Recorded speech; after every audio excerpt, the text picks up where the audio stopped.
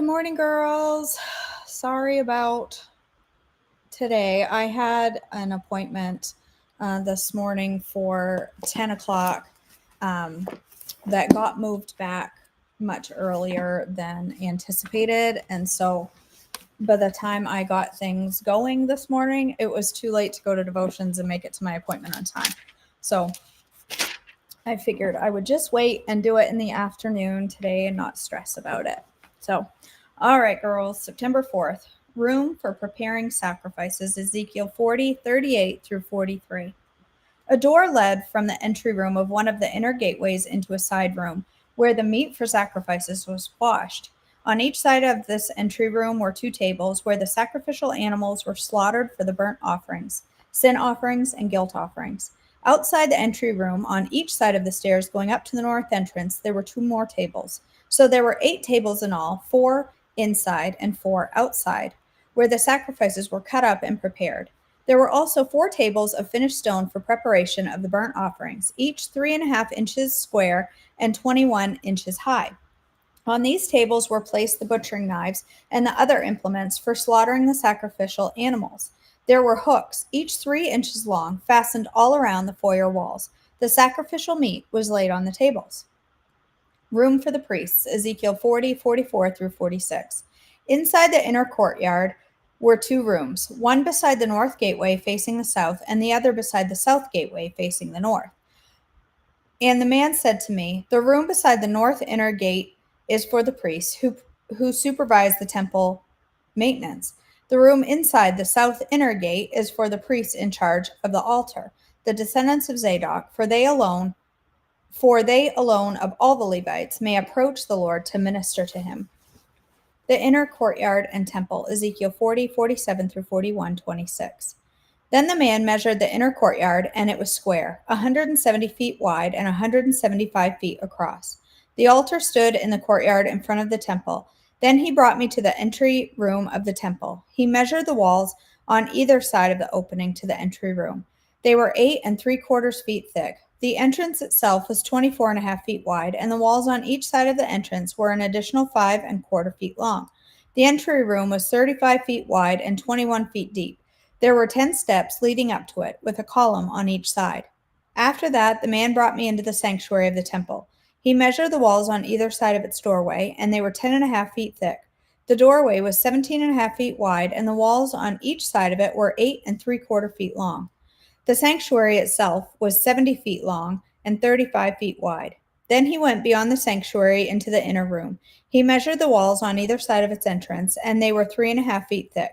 The entrance was 10.5 feet wide, and walls on each side of the entrance were 12.25 feet long. The inner room of the sanctuary was 35 feet long and 35 feet wide. This, he told me, is the most holy place. Then he measured the wall of the temple, and it was 10.5 feet thick. There was a row of rooms along the outside wall. Each room was 7 feet wide. These side rooms were built in 3 levels, one above the other, with 30 rooms on each level. The supports for these side rooms were rested. Sorry, my phone just starts ringing right in the middle of devotions. Sorry about that.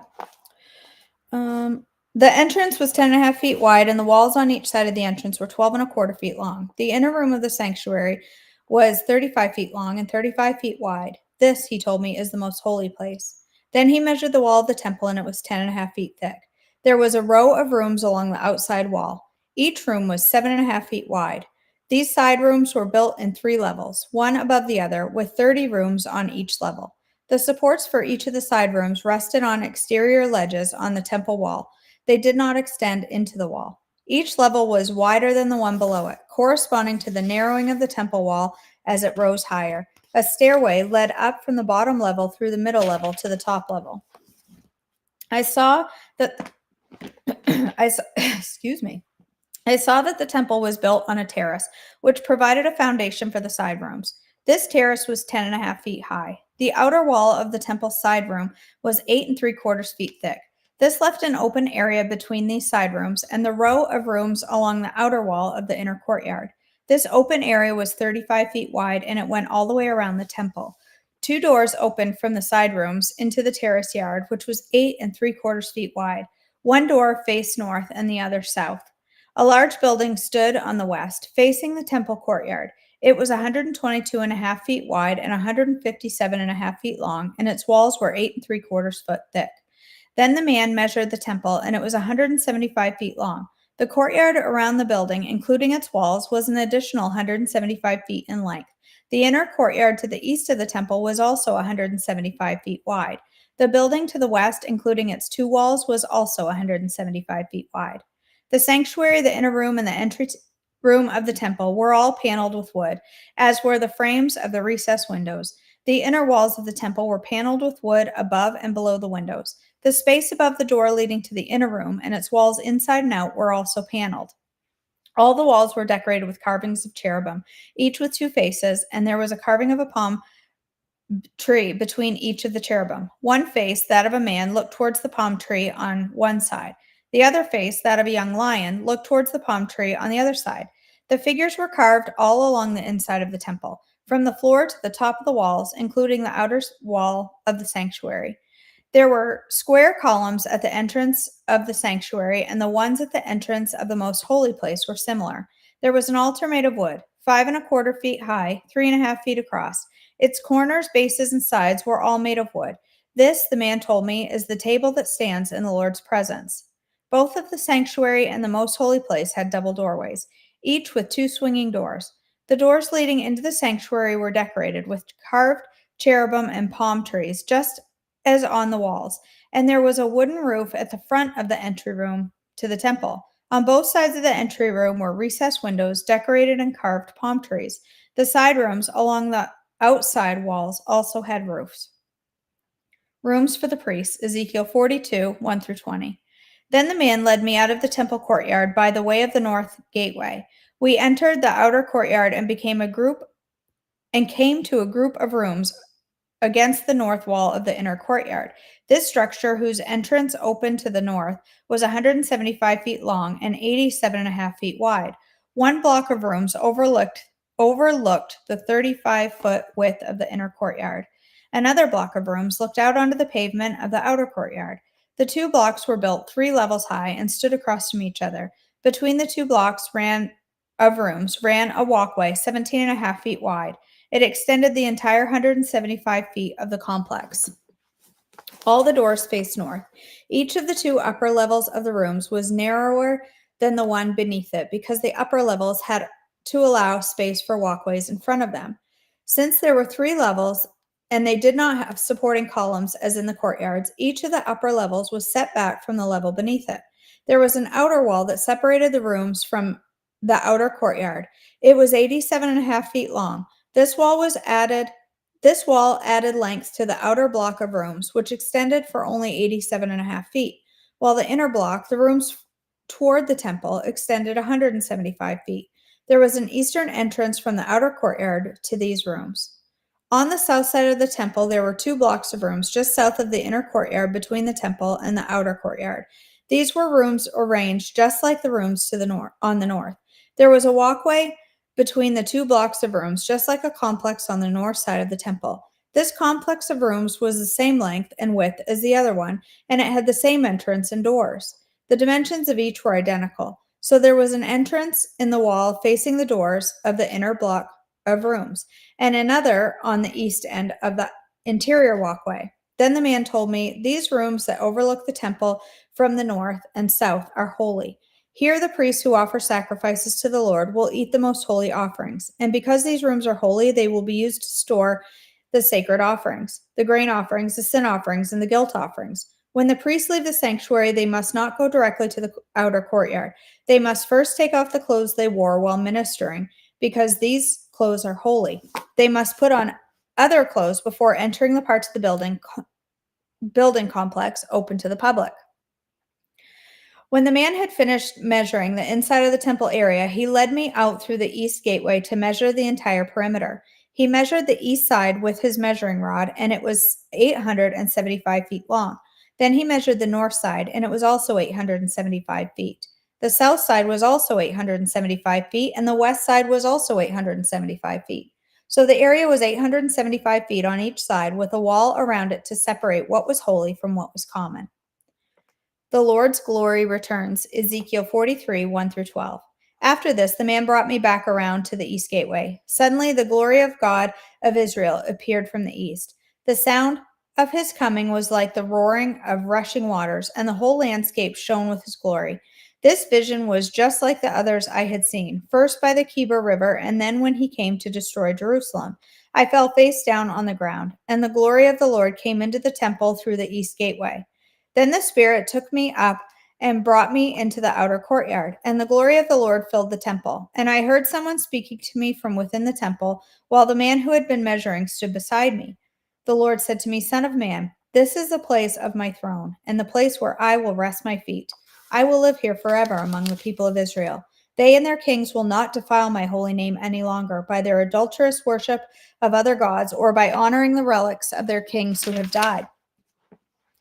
They put their idol altars right next to mine with only a wall between them and me. They defiled my holy name by such detestable sin, so I consumed them in my anger.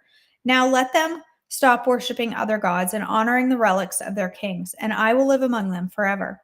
Son of man, describe to the people of Israel the temple I have shown you, so they will be ashamed of all their sins. Let them study its plan, and they will be ashamed of what they have done. Describe to them all the specifications of the temple, including its entrances and exits, and everything else about it. Tell them about its decrees and laws. Write down all the specifications and decrees as they watch, so they will be sure to remember and follow them. And this is the basic law of the temple: absolute holiness. The entire top of the mountain where the temple is built is holy. Yes, this is the basic law of the temple. The altar, Ezekiel 43, 13 through 27. These are the measurements of the altar. There is a gutter all around the altar, 21 inches deep and 21 inches wide, with a curb 9 inches wide all around its edge. And this is the height of the altar. From the gutter, the altar rises 3.5 feet to a lower ledge that surrounds the altar and is 21 inches wide. From the lower ledge, the altar rises 7 feet to the upper ledge that is also 21 inches wide. The top of the altar, the hearth, rises another 7 feet, with a horn rising up from each of its 4 corners. The top of the altar is square, measuring 21 feet by 21 feet. The upper ledge also forms a square, measuring 24.5 feet by 24.5 feet, with a 21-inch gutter and 10.5-inch curb all around the outer edge. There are steps going up the east side of the altar. Then he said to me, Son of man, this is what the sovereign Lord says. These will be the regulations for the burning of offerings and the sprinkling of blood when the altar is built. At that time, the Levitical priests of the family of Zadok, who minister before me, are to be given a young bull for a sin offering, says the sovereign Lord. You will take some of its blood and smear it on the 4 horns of the altar, the 4 corners on the upper ledge, and the curb that runs around the lake. This will cleanse and make atonement for the altar. Then the young bull for the sin offering and burn it at the appointed place outside the temple area.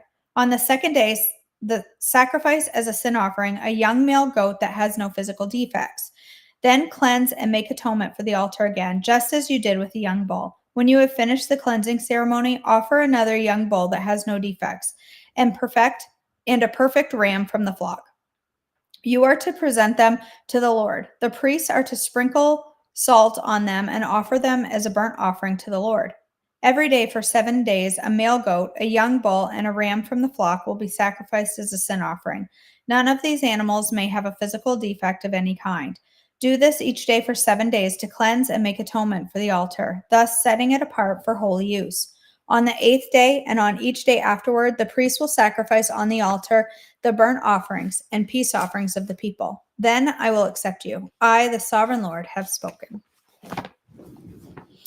All right, friends. I'm not going to read good words today because, it's later and people that are normally here aren't able to attend this time of day. And so I'm just going to wait until tomorrow and get back to it. But I didn't want to miss at least our Bible reading today. Sorry, I'm so late. All right, let's go ahead and end in prayer.